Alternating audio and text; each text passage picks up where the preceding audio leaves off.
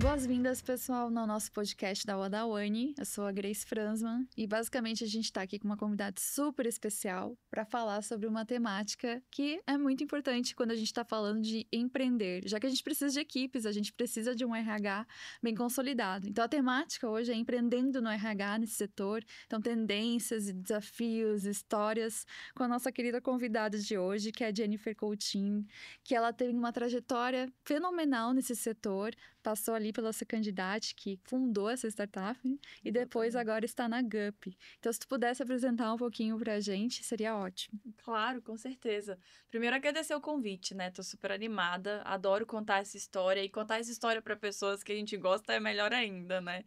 Eu costumo falar que eu sou uma mulher que da história errada que tá dando certo, assim, né? A minha história, ela é completamente diferente do que o de muitas pessoas. Eu falo que desde muito pequena, né? Minha mãe, ela engravidou de mim com 13 anos. Eu sou de escolas periféricas, eu tive uma infância muito atravessada, assim, por violências e tudo mais, e todo mundo falava: você não consegue, você não vai, não é lugar pra você e tudo mais. E a minha mãe, ela sempre falou pra mim que eu ia ser o que eu quisesse, não importava se o mundo dissesse o contrário. Então, às vezes, eu acho que essa é a Jennifer que não tá no LinkedIn, e eu acho que às vezes essa parte fala muito mais de mim do que qualquer outra coisa. Mas aí, sabendo dessa Jennifer, profissionalmente, né, eu fui atrás do contrafluxo do que todo mundo falava pra mim, fiz administração e me apaixonei por RH, assim, de cara, né, por gestão de pessoas, sempre fui uma pessoa que gostou muito disso. Tive a oportunidade de ser head de gente de gestão na Associação Brasileira de Startups, tive a oportunidade de fundar a minha própria startup, que foi esse Candidato Mulher, e hoje continuo trabalhando com RH, mas agora na Gup, que é a maior HR Tech da América Latina, né, que é um ecossistema de soluções aí para o RH. Então, de forma resumida, essa é a Jennifer. Caramba, né? Olha só, né? Uma história aí de superação ao mesmo Total. tempo. E é muito bacana esse link que tu fez em relação à história aí da tua mãe, de como ela tratava, porque eu acho que isso fala muito sobre gestão de pessoas. Ter as Total. pessoas certas ali te incentivando, te apoiando, muda totalmente o cenário, né? E a gente pode levar isso depois para a perspectiva dos times e de como uma liderança saudável e que olha realmente para os talentos faz a diferença para os Total. outros. Total. Então, a gente vai acabar entendendo um pouquinho aqui sobre esses desafios, sobre o cenário de empreendedorismo no Brasil para esse segmento, que tendências a gente pode estar linkando, e daí muito também esse olhar da Jenny dentro desse sentido, tá? Então, eu queria muito que a gente pudesse falar um pouquinho como que você começou ali a ideia de empreender, e daí a gente vai pegar o gancho ali dos candidatos mulher antes, para depois a gente chegar na Jenny agora intraempreendendo dentro da Gup. Legal. Eu acho que eu nunca quis empreender. Então, acho que isso é um ponto importante também, porque talvez muitas das pessoas que estão assistindo a gente não tinham essa super vontade de empreender. Principalmente porque eu vim de uma origem muito simples, eu achava que empreender eu não ia saber o meu salário no final do mês. E eu não queria passar por instabilidade financeira. Então, eu não quis empreender. Mas aí eu acho que essa candidata fez de mim empreendedora. Eu acredito que empreende a pessoa que de alguma forma vai resolver um problema de uma forma diferente. Seja ela abrindo um negócio, ou seja ela decidindo dar aula de uma forma diferente, seja ela decidindo intraempreender, eu acredito muito nesse conceito, sabe, de empreendedorismo. E aí, quando foi mais ou menos em meados de 2020, que a gente teve o estouro da pandemia, a maioria dos afetados na pandemia foram mulheres. Não que os homens não tenham sido afetados, mas, por exemplo, tem um dado do Ministério do Trabalho que de 460 mil pessoas que foram demitidas em 2020, 80% eram mulheres. Quando eu olhei para esse dado, eu falei, gente, não é possível que ninguém vai fazer nada sobre isso. E na época eu já tinha passado pela experiência de ser head de gente de gestão. Então, na minha cabeça, eu sabia o que fazia uma pessoa se destacar num processo seletivo. Então, quando eu vi uma problemática tão grande de as mulheres estão sendo muito afetadas, sempre foram no mercado de trabalho, mas na pandemia elas são as primeiras opções de serem demitidas. Alguém tem que fazer alguma coisa. Então, esse problema que eu acho que chamou muita atenção. Então, essa candidata mulher, ela surge muito antes de um negócio, numa intenção muito genuína de incentivar mais a mulher.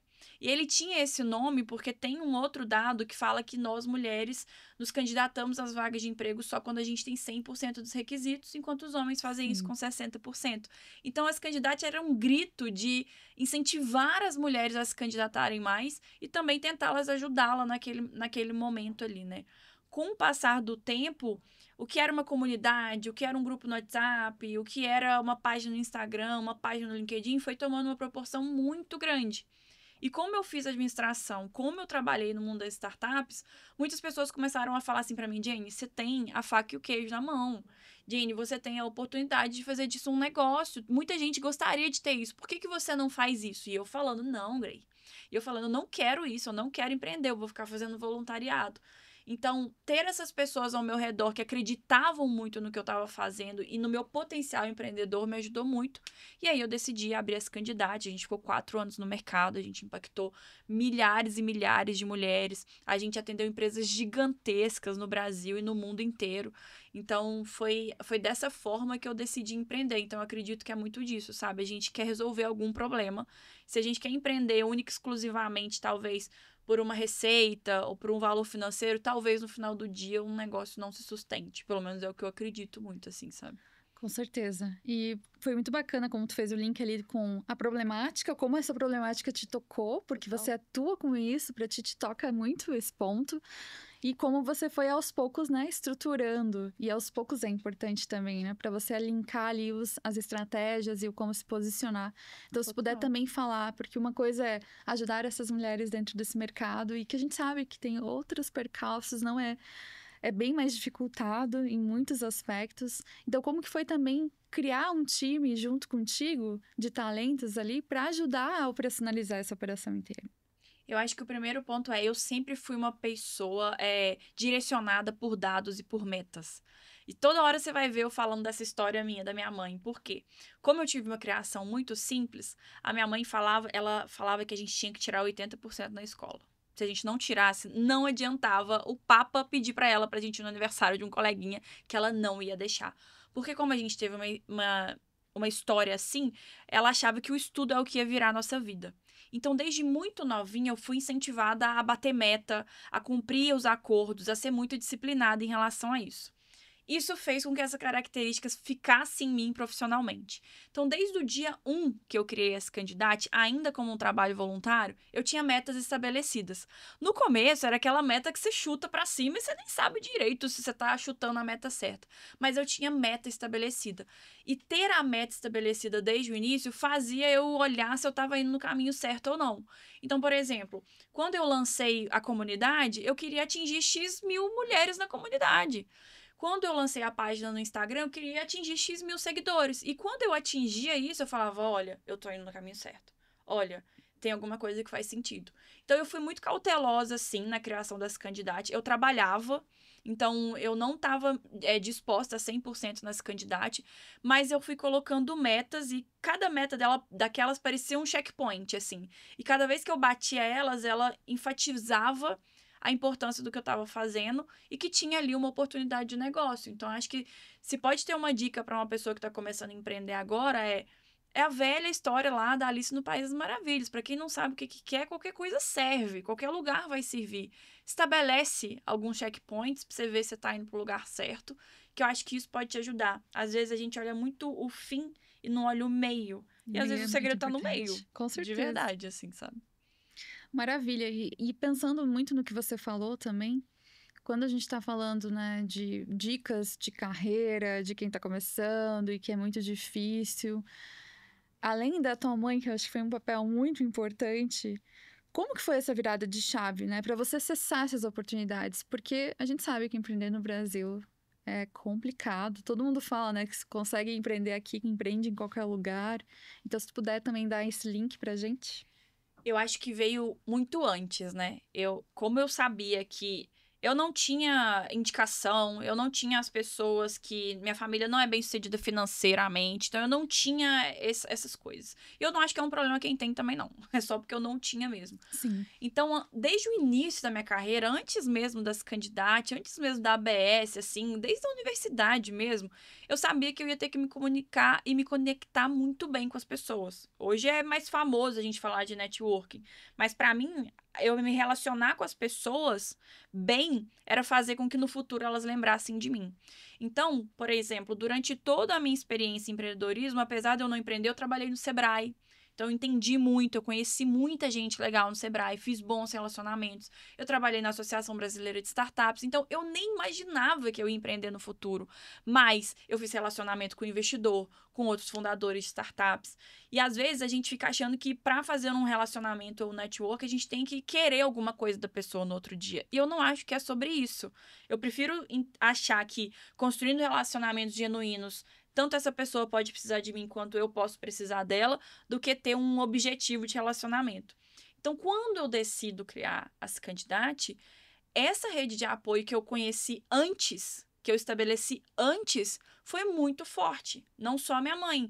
Então, todas as pessoas que já me conheciam do mundo do empreendedorismo, todos os investidores que já me conheciam do mundo das startups, eles estavam ali para mim. Então, também eu sempre dou de dica hoje que, se você quer começar a empreender agora, começa daqui a 6 meses. Faz relacionamento primeiro, conhece as pessoas primeiro. Porque na hora que você começar, você vai precisar de todo mundo. E talvez na hora que você está mais precisando, você não vai saber estrategicamente ir atrás disso. Então, eu daria grandes desses... eu atribuiria muito a esse trabalho de networking ou de relacionamento que foi feito antes desse candidato. Porque aí, quando eu lancei esse candidato, foram essas pessoas que falaram, vai mesmo. Foram os meus primeiros investidores vieram desse lugar. Então, acho que está muito nisso de construir relacionamento por onde você passa, independente do cargo que você esteja, sabe? Com certeza. Não, isso com certeza acho que é um dos principais pontos e que muita gente às vezes... Ah, não, eu tenho todas as capacidades técnicas, eu sei de cabo a rabo tudo que eu preciso, mas aí não tem relacionamento. E não sabe falar com as pessoas. Exato. Como é que tu vai conseguir começar, né? Então, se fosse pra começar entre soft skills e hard skills... A soft, pensando, sem com dúvida. certeza. Sem dúvida. E agora a gente falando um pouco do cenário desse setor, né? De RH, de recursos humanos. Quais são os principais desafios que tu vê? Cara, eu vou ter que fazer uma separação. Por quê? Apesar de eu estar no mercado de recursos humanos na época das candidatas, eu acho que eu estava muito mais inclinada para o mercado de diversidade e inclusão. Sim. E o cenário para o mercado de diversidade e inclusão hoje, ele não é animador. Então, acho que tem que fazer tem esse esses recortes né? que estão acontecendo. A gente teve... Muitas empresas estão caindo com as suas metas de diversidade. A gente tem muitas empresas que estão despriorizando áreas de diversidade. Então, para quem vai empreender nesse momento, não estou falando que não tem espaço para empreender em diversidade e inclusão. Mas eu acho que é importante todo mundo saber que, falando de tendência, não é só a tendência positiva. É uma área que está sendo desafiadora empreender nesse momento, é a de diversidade e inclusão. Tanto é que eu decidi fechar as candidatas de mulher. A gente está aqui falando sobre ela e tudo mais. Teve uma história incrível durante 4 anos, mas eu decidi fechar ela justamente porque eu comecei a ver esse passo para trás que o mercado estava dando, né? Então, acho que vale fazer essa observação. Perfeito. Do outro lado, eu acho que o mercado de RH ele é um mercado em plena ascensão, assim, né? Considerando áreas mais tradicionais de RH. Então, quando a gente fala de recrutamento e seleção, admissão, treinamento e desenvolvimento, educação corporativa que acaba entrando dentro disso, performance, eu acho que isso está em ascensão, até porque demorou um pouco para as empresas começarem a olhar para o RH de uma forma mais estratégica. Antes eles viam o RH muito como um acessório, né? Um executor de tarefas. E agora isso tem acontecido mais forte. Então, do lado do RH em si, desses caminhos que são mais os que precisam ser feitos, independente de ideologia ou coisa do tipo, eu acho que é um mercado em plena ascensão, em pleno crescimento, assim, sabe? E daí é aquele ponto, né? Dá pra falar de RH sem falar de negócio? Então, eu acho que se a pessoa, independente se ela vai empreender em RH ou se ela vai trabalhar em RH, ela tem que estar com isso na cabeça. E, gente, qualquer profissão tem que ser orientada a um negócio. Perfeito. Se você está fazendo uma coisa que você não consegue relacionar com um indicador de negócio, tá errado. tá muito errado. Então, eu acho que todo mundo deveria Tem um pezinho no pensar e negócio. ter esse pezinho de, beleza, essa meta que eu tô fazendo, esse podcast que eu tô fazendo aqui agora, essa entrevista que eu vim dar no podcast, tá relacionada a qual indicador do negócio? Qual ponteiro que ele movimenta? E se não tá relacionado a nenhum, aí tem alguma coisa que a gente precisa verificar. E daí será que faz sentido fazer isso? Exatamente. E daí esse é o ponto, né? Saber também escolher as tuas batalhas, né? E para poder Total. priorizar o que faz sentido. E quando a gente fala de tendência e tudo mais, né? A gente tá muito nessa onda de não só de transformação digital, porque ela, principalmente a pandemia, né, fez esse boost ali acontecer. Mas como que tu vê essa questão da transformação digital e dessas outras ferramentas impactando agora o setor de RH e daí especialmente no Brasil? Bastante. Eu acho que o primeiro impacto vem relacionado, né, ao uso de tecnologias, seja ela qual for, para efetividade do trabalho. Então, né, se eu, enquanto RH, estou usando horas e horas do meu trabalho de uma coisa manual, de preencher planilha, de olhar a documentação de admissão de forma manual, isso atrapalha a efetividade e a produtividade do meu time. Eu quero que o RH esteja olhando para coisas que são estratégicas e menos operacionais. Então, acho que uma primeira, e é uma coisa que a gente tem visto muito forte agora nesses últimos anos, principalmente por causa da ascensão da inteligência artificial generativa, é o uso de tecnologias a favor das rotinas de RH, seja ela qual for. Então, acho que isso é uma tendência boa e eu acho que o profissional de RH ele não precisa ter medo dessa tendência, né? Porque muita gente fala assim, a inteligência artificial vai substituir o ser humano, a inteligência artificial vai tirar o meu trabalho. Eu não acredito que a inteligência artificial vá tirar o trabalho de ninguém, mas eu acho que as pessoas que sabem mexer com inteligência artificial vão tirar o trabalho das pessoas que não Não estão sabe. sabendo ou não sabem, sabe? Então, acho que é isso. Então, acho que é um primeiro olhar que a gente tem visto para a evolução do RH, o uso de tecnologias ao seu favor. Mas, por outro lado, isso também vem linkado com uma problemática, que é o excesso de dados. Também receber muito dado e não saber o que fazer com ele pode ser uma problemática. Então, uma das coisas que a gente vê agora de tendência para RH é uma capacidade mais analítica, mais olhando os dados e sabendo tomar decisões baseadas neles, porque também uma chuva de dado não vai fazer muita diferença. Então, uma tendência muito forte que a gente está vendo é a análise de dados, esse profissional com essa característica. E, por último, não menos importante, em ascensão desde os últimos momentos, bem-estar e saúde, né, dos colaboradores. Muito pelo choque geracional que está Com acontecendo, certeza. geração Z e as outras gerações, o que eu acho que é um papo super importante. Então, vem aí também uma onda muito forte de falar sobre saúde mental, continuar falando sobre saúde mental e a jornada, assim, de uma forma mais saudável do colaborador também. E tu acha que os desafios perante gerações, quando fala de atração e retenção de talentos, eles mudam muito? Eles mudam. Os desafios, eles mudam. Eu acho que cada geração, ela tem a sua característica especificamente. E eu, particularmente, acho que juntar elas é a melhor mistura que a gente pode fazer. O que não é fácil. Não tô Sim. dizendo que é fácil.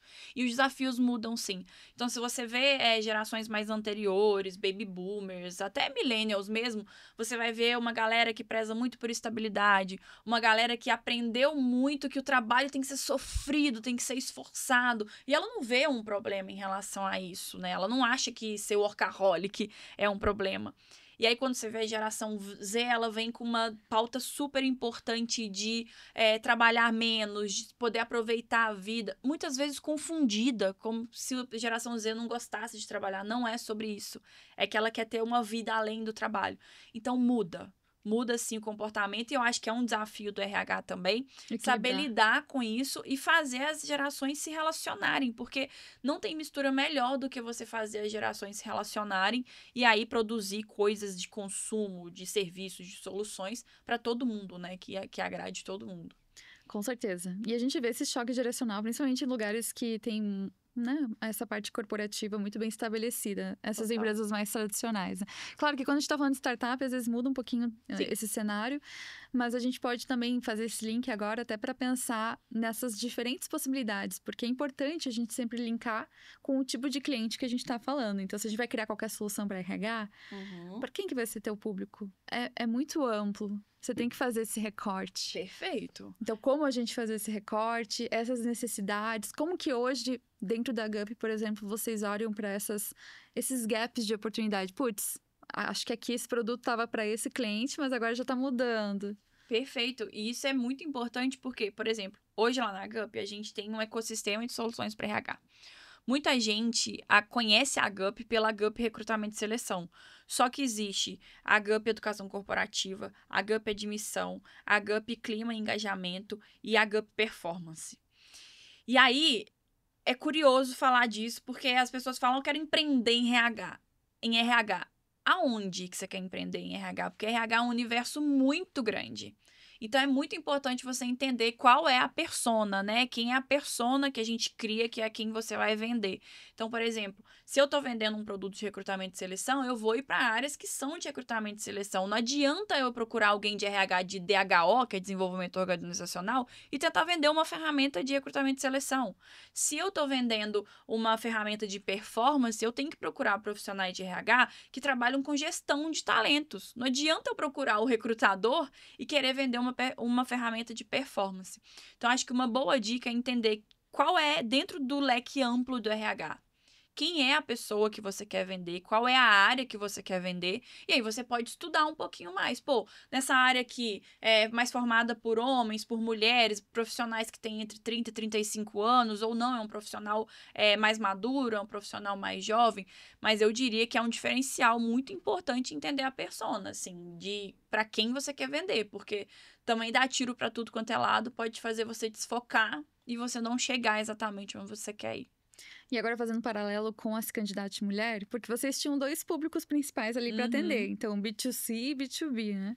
Então, como que você foi criando essas estratégias ali para conseguir atender essas diferentes necessidades? Porque era a mesma moeda, mas dois lados totalmente diferentes. Desafiador, assim. Eu olho para trás, né? E dentre tantas coisas que a gente poderia ter feito diferente ou não, trabalhar com duas personas, e aqui eu tô falando de duas pessoas completamente diferentes, foi muito difícil nas candidatas, né? Uma coisa é eu falar do RH que se formou no mesmo curso e ele vai se especializar em áreas diferentes.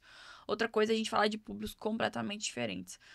Foi bem desafiador, eu acho que a gente aprendeu bastante, mas uma das coisas que a gente aprendeu era que a gente tinha que separar. No final das candidatas mulheres, existia a Pluri, que era a versão das candidatas mulher para as empresas, e existia as candidatas mulher para as empresas. Justamente porque a gente entendeu que não era o mesmo tom que a gente falava com a mulher, que a gente falava com a empresa. Não era a mesma imagem, arte visual que a gente usava com a empresa, que a gente usava com a mulher. Às vezes, o indicador de confiança para a empresa era um, e o indicador de confiança para a mulher é outro. Eu poderia chegar para a empresa e falar assim, olha, eu já atendi mais de 100 empresas. Isso é indicador de confiança para outra empresa consumir de mim. Agora, se eu chegasse para a mulher e falar assim, já atendi mais de 100 empresas, mas quantas mulheres foram contratadas? Nenhuma? Isso não é um indicador de confiança para elas. Então, trabalhar personas diferentes é muito difícil e eu focaria. Assim, num primeiro momento, eu focaria. As candidatas, elas surgiu B2C. Num determinado momento, principalmente por causa de investimento, a gente virou B2B. E hoje eu não sei se eu teria feito o movimento de ter virado B2B, por exemplo, assim, olhando para trás, sabe? Então, se a pessoa pode, eu sugiro que ela foque em um único público. A própria Gup. A Gup cresceu com recrutamento e seleção e hoje tem quase 10 anos de existência. Só a partir do seu 7º ano, salvo engano, que ela começou a abrir outras soluções. Então, até crescer e ganhar robustez, eu acho que é importante focar. Perfeito.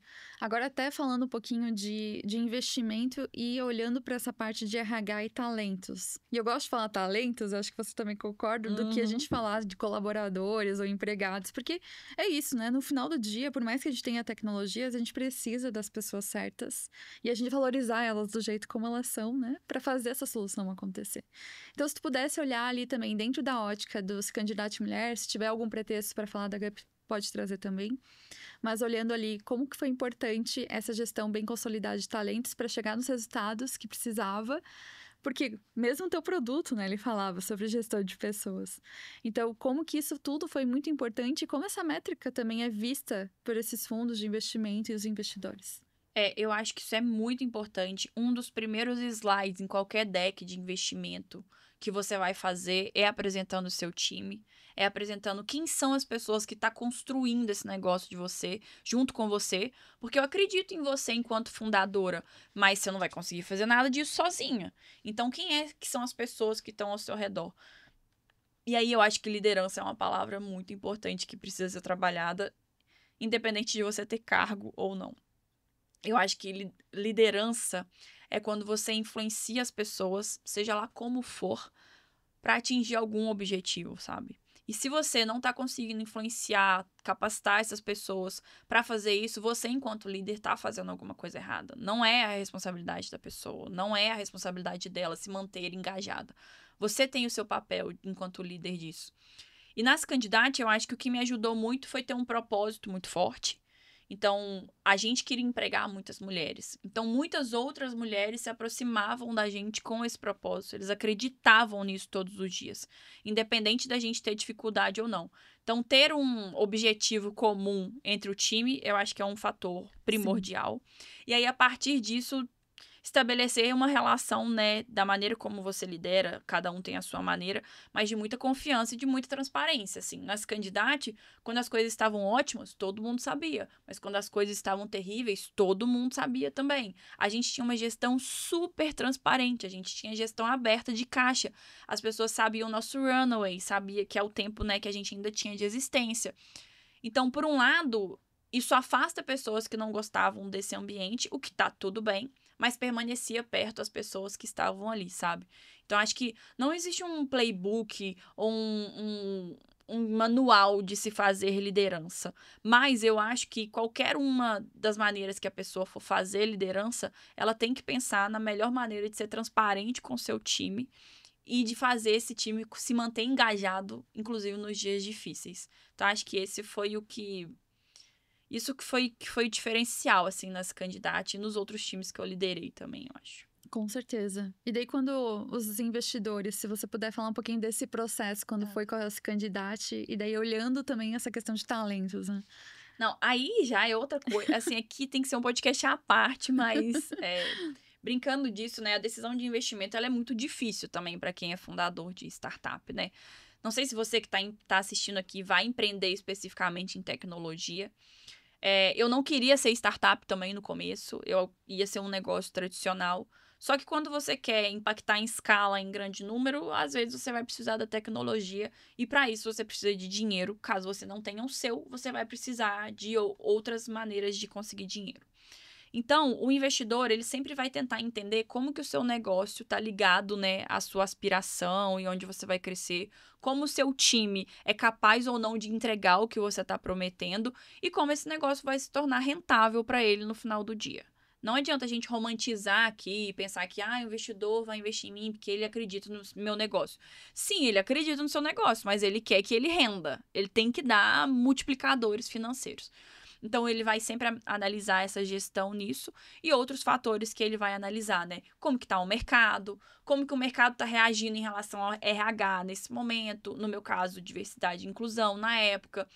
Esse time, né, além das características de confiança, o que eles têm tecnicamente que realmente vão fazer ele entregar o que a Jennifer ou a fundadora estão planejando? Então, tudo isso os investidores vão olhar. Mas eu também sempre dou a dica de, igual eu falei de relacionamento lá atrás, se você está pensando em captar investimento, você precisa começar 6 meses antes do momento que você acha que você deveria captar. Porque aí é um outro caminho. É igual prospecção de venda. Você vai ter que conhecer um monte de investidor, você vai ter que se relacionar com eles. É quase um Para na hora que casamento. você. Exatamente. Para na hora que você apresentar o seu projeto, apresentar o seu time, ele estar disposto a ter uma primeira conversa com você, sabe? Maravilha. E quanto que a métrica, por exemplo, ali, o KPI de turnover, bate o olho no investidor, você sabe? No começo de startup não vai bater tanto, porque é um início de time. Mas hoje, por exemplo, no caso da Gup, que já fez séries gigantescas, é um indicador importante Sim, justo. que ele vai olhar. Porque muda, né? Então, para quem aqui tá acompanhando, não sabe o que turnover significa as pessoas, talentos que estão ali trabalhando que desistem de trabalhar naquela empresa. E isso fala sobre os desafios daquela estrutura, né? Então, é importante estar atento sobre não só atração e retenção. Perfeito. Então, quando a gente fala de atração, Qual você acha que é os principais desafios que as empresas acabam não conseguindo lidar bem ou erros que elas cometem dentro desse processo? Eu acho que no começo, atratividade, a gente tem que entender que o simples fato da gente abrir uma vaga não significa que a gente tá trabalhando atratividade. Muitas vezes as pessoas falavam assim pra mim: ah, mas eu preciso contratar uma pessoa negra e eu não tô conseguindo contratar uma pessoa negra. E, tipo assim, quantos eventos de pessoas negras sua empresa já esteve presente? Quantos, quantos canais, né, de pessoas negras sua empresa já fez alguma divulgação enfim, se eu não sou visto, eu não sou lembrado. Então, às vezes, as empresas elas estão tão preocupadas em fazer risoto que elas esquecem de fazer arroz com feijão mesmo, que é a atratividade começa no momento que, para eu atrair essa pessoa, ela tem que se identificar com alguma coisa nessa vaga.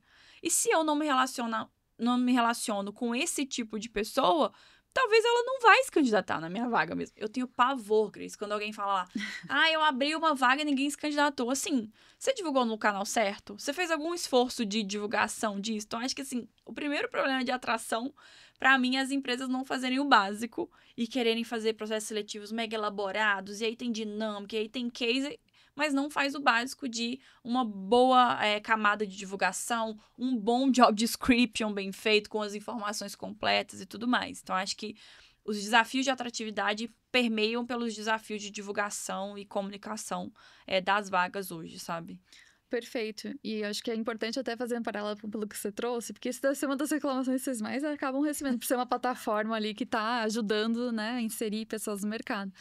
Então, é muito complicado. O pessoal não enxerga isso como são estratégias diferentes, né? Uma São coisa é o completamente meio para diferentes. tu conseguir fazer isso, outra coisa é o que você está fazendo como branding num todo. Perfeito. Elas Então, não entendem mesmo. não, e deve ser bem complexo lidar com essa questão, né? Então, tem várias oportunidades também de setor, agora falando nesse sentido, porque tem, assim como dentro do RH tem várias questões para poder se trabalhar, existem muitas estratégias diferentes até sobre se posicionar dentro de atração, dentro de retenção e como a gente pode estar aqui como um meio, né? Então, quando a gente está falando de empreender nesse setor, a gente está falando de resolver um problema e a gente está falando sobre entender ali cada nuance e como a gente vai comunicar isso dentro desse produto que a gente vai estar vendendo.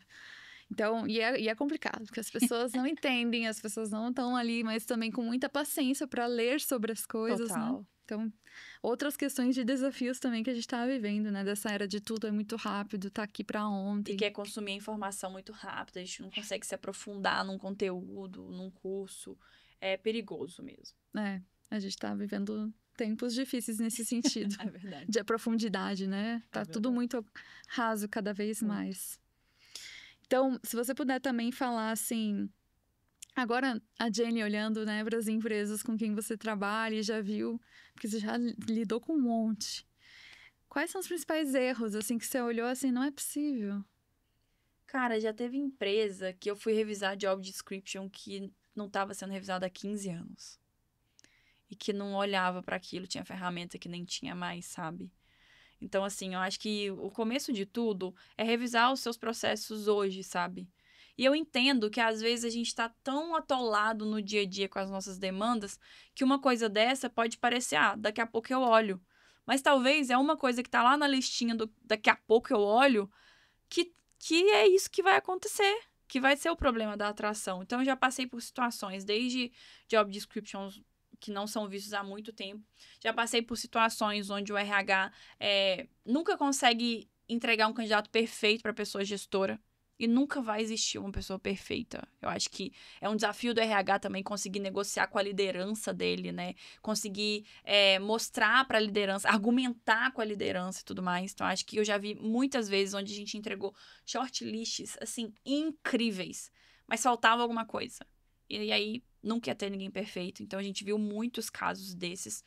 E a gente viu muitos casos isso, de, às vezes, o profissional tá sentado esperando que o milagre aconteça, assim, sabe? Sem que ele vá atrás de outras coisas. Então, acho que são esses 3 casos que, de novo, são muito básicos para mim. Falar de job description, falar de estratégia de divulgação de vaga, falar de a liderança entender que não vai ter uma pessoa 100% pronta e tá tudo bem, sabe? Eu acho que são coisas básicas e que eu vi muito nos últimos 4 anos. Muito mesmo. Eu imagino, ainda mais agora, né? Que o portfólio cresceu Não, muito agora mais. é coisa de outra dimensão. E é curioso, né? Porque é isso, você pode crescer, você pode mudar. E basicamente os problemas eles vão ser sempre os mesmos. Tipo, a pessoa não tá se candidatando na minha vaga. Onde é que você divulgou? Ah, mas é porque a pessoa não... ela não entra num site. Mas, pô, você colocou um QR Code na sua loja, sabe? Às vezes são coisas assim. Então, é igual coisa de mãe, assim, sabe? Muda de casa, mas é tudo igual, tá? Justo. E mesmo quando a gente fala no contexto de pequeno, médio e Sim, grande. isso é. Só que a proporção muda, né? Porque aí a gente tá falando de cultura, isso é estrutural. Aí a gente tá falando de olhar para o RH de forma diferente. A gente tá falando da liderança olhar para o RH de forma diferente. E aí é estrutural. Perfeito. Agora, fazendo um paralelo ali, quando você estava ali empreendendo no Se Candidate, qual que foi, acha, na tua opinião ali, o erro, assim, que tu, olhando para trás, faria diferente, assim? Pensando em gestão ali de pessoas. Cara, no começo, eu demorei muito pra demitir muita gente, sabe? Muita gente no sentido de você, enquanto gestor ou gestor de pessoas, principalmente se você não liderou a primeira vez, tem uma coisa que você vai entender que não é pra ser aquela pessoa. E eu acho que nessa candidate, principalmente nas minhas primeiras contratações, que eu acho que se confunde um pouco a gratidão da pessoa ter estado ali no começo, já tinha pessoas que a gente sabia que é o que levaria a gente até um lugar, mas que não é a que levaria pro próximo passo. E aí eu demorei muito, sabe? Pra tomar uma decisão. Eu arrastei e aí vira uma bola de neve. Isso não ficou legal pra mim, não ficou legal pra pessoa. Então, durante os meus primeiros anos, eu tomava muito pra tomar a decisão de demissão. Nunca vai ser confortável pra ninguém, eu acho. Nem pra pessoa que já demitiu 700 pessoas, nem pra pessoa que tá demitindo a primeira. Mas eu acho que esse foi um erro importante, porque afetou, né, tanto a saúde mental minha, das pessoas, como também a saúde de caixa mesmo, assim. A gente ficar por meses com pessoas que não estão produzindo, não estão entregando mais, pagando salário, achando que ela vai melhorar, era um dinheiro jogado fora mesmo. Então, acho que a falta de maturidade, talvez, para pensar em demissão, em desligamento de uma forma saudável, foi uma das coisas que hoje, não é que eu faria diferente, porque eu não sabia fazer mesmo, mas eu acho que hoje, com a maturidade, eu faço completamente diferente. Eu acho que um outro ponto também é que a gente trouxe muita gente júnior, porque era o início e a gente não tinha muito dinheiro. Então, talvez eu traria um pouco mais de pessoas sênior para ajudar mais, porque aí muita coisa ficava dependendo de De mim. ti. Uhum. E eu demorei para trazer uma sócia. Então, isso também me sobrecarregou muito. E aí, na hora que eu trouxe uma sócia, as coisas meio que se aliviaram, sabe? Então, acho que essas três coisas relacionadas a pessoas, assim, não, hoje a Jennifer de hoje faria diferente, Sim. sem dúvida, sabe? E como que foi escolher essa sócia? Cara, foi muito curioso. Eu tava fazendo mentoria com um mentor de uma comunidade de jovens lideranças, inclusive, que a gente faz parte. Uhum. E ele falou, cara, eu queria muito, eu acredito nisso que você tá fazendo, eu acredito nessa sua ideia e eu queria continuar ela com você. E aí, na época, eu falei, mas eu não quero ter sócio homem, eu não quero ter sócio homem. E aí foi, beleza, passou um tempo, ele voltou e conversou comigo e falou assim: olha, você falou que você não queria ter sócio homem, mas quando eu invisto e eu entro em negócios, normalmente a minha esposa é diretora de operações. E coincidentemente agora ela tá saindo da operação de uma das nossas investidas. Você não quer conhecer ela? E aí fui conhecendo ela e tudo mais, e aí a gente conseguiu namorar para depois a gente fechar o acordo ali de sócia, sabe? Então, de novo, relacionamento e conexão, assim. Um mentor que foi gostando do que eu tava fazendo, que queria virar meu sócio. Na época eu não queria ser mulher, não queria que fosse homem. Uhum. E aí ele trouxe a esposa dele, então foi dessa forma. E qual foi o maior receio, assim, o medinho que tu tava sentindo mais em trazer alguém junto? É difícil, né? Porque a gente escuta tantas histórias sobre Que sociedade, são horríveis. que é horrível e que nunca vai dar certo. Eu já tinha um ano, então eu pensava, pô, a pessoa vai entrar um ano atrasada nessa corrida, como é que vai ser isso? Vai chegar aqui, vai querer, enfim, mexer nas coisas e tudo mais. Então isso passa. Mas eu também acho que se a gente fizer uma negociação bem feita, a gente consegue descobrir. Então, por exemplo, nesse caso, a gente combinou de fazer 3 meses trabalhando junto. Aí a Pra gente fez um testar. memorando. E Show. aí, se desse certo, a gente ia oficializar a sociedade. O primeiro mês foi um horror. Eu falava, o que eu tô fazendo da minha vida? E eu acho que ela também, sabe? Mas depois que passou a tempestade, a gente entendeu o quanto que a gente trabalhava bem junto e o quanto que a gente se complementava. Então, ainda bem que foi 3 meses. Se fosse um mês, eu não ia virar sócio, por exemplo. E aí, no final, deu tudo certo. Perfeito. Até porque é normal ter esse estranhamento, né? Super. Principalmente porque você começou ali solo. E até porque a sociedade, para ela fazer sentido, tem que ser alguém que te complementa. Não é alguém pra igual ser a alguém você. que você vai falar pra fazer as coisas, senão você precisa de um funcionário. Total. Não vai ser essa pessoa. Então, se você entendeu isso, que vai trazer alguém que te complementa, vai ter choque. Você pensa diferente da outra pessoa. Mas no final você entende como é que funciona. No meu caso, funcionou. Isso é uma coisa que eu não me arrependo. Foi de ter trazido a minha sócia depois. Bacana. Muito bom a gente ter esse olhar de quem já empreendeu, de quem passou por momentos difíceis, tentando, né, dar o fit ali com uma sócia e depois as coisas acalmando. E é a mesma coisa, né? Não tem como as coisas dar certo da noite pro dia, né? São Exato. construções. E a gente poder ir pro próximo passo, a gente precisa construir primeiro o degrau anterior. Não dá pra escalar ali de um jeito que vai fazer com que tudo desabe, né? Verdade. Perfeito. E como é que foi o fechamento também desse candidato nesse sentido, só pra gente poder encerrar? E aí teve todo um processo que eu acho que também é importante, assim. Eu acho que a gente tem que saber a hora de sair, sabe? Eu acho que a gente tem que saber a hora que não tá legal mais. Então, a partir do momento que eu não começo, eu já começo a entregar de um jeito que não tá de tão qualidade. A partir do momento que eu mesma, como criadora do negócio, começo a ficar questionando o que eu tô fazendo. A gente tem que saber a hora de sair. Eu tenho muitos exemplos de amigos profissionais meus que não souberam a hora de sair. E aí saíram mal, saíram brigados, saíram com portas fechadas e tudo mais. Então eu sempre tive essa cautela na minha cabeça. Quando, no último ano, assim, das Candidate, que eu comecei a ver a retração do mercado de diversidade e inclusão, as coisas ficaram difíceis. E eu olhava para indicador, como eu falei desde o início. Então, antes, eu fazia 8 reuniões para fechar um contrato. Eu comecei a fazer 100 reuniões para fechar um contrato.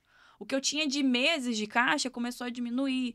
E aí, inclusive, teve uma outra questão que me incomodou muito, que antes eu vendia para RH, de repente eu comecei a vender para marketing. E eu falei, será que eles só querem falar que estão fazendo coisa para mulher? Mas quem vai contratar a mulher de fato? Então, tudo isso começou a me incomodar muito e eu fui fazendo também alguns checkpoints. Num determinado momento, eu falei com os meus investidores que, gente, ou a gente vai fazer alguma coisa aqui, virar o jogo, ou daqui a 3 meses eu vou vir aqui e vou falar que eu vou encerrar, porque eu não quero falir.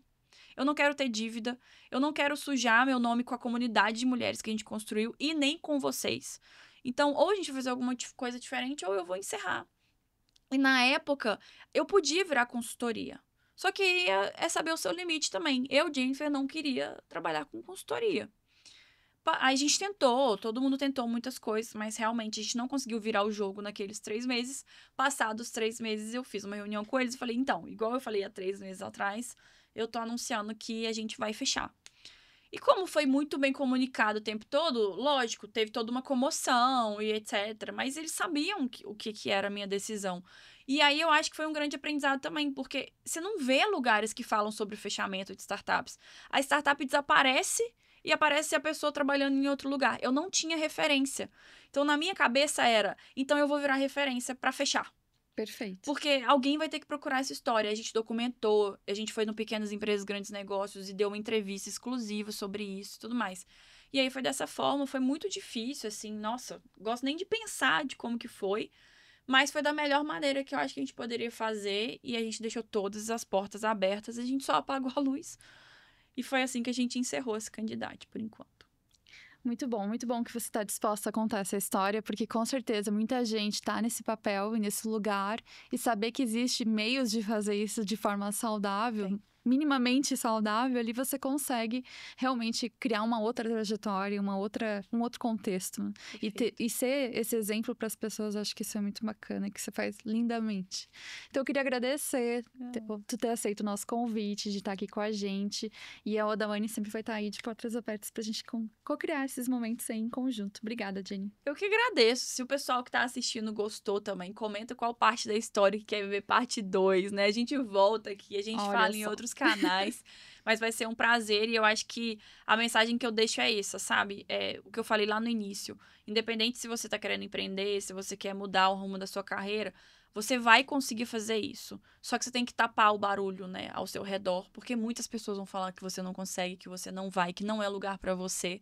Mas é isso, eu acho que você vai ser o que você quiser ser, mesmo se o mundo disser o contrário. Só tapa esse barulho e vai atrás desse sonho aí, dessa vontade que você tem. Acha as pessoas certas pra caminhar junto contigo. Perfeito. Obrigada.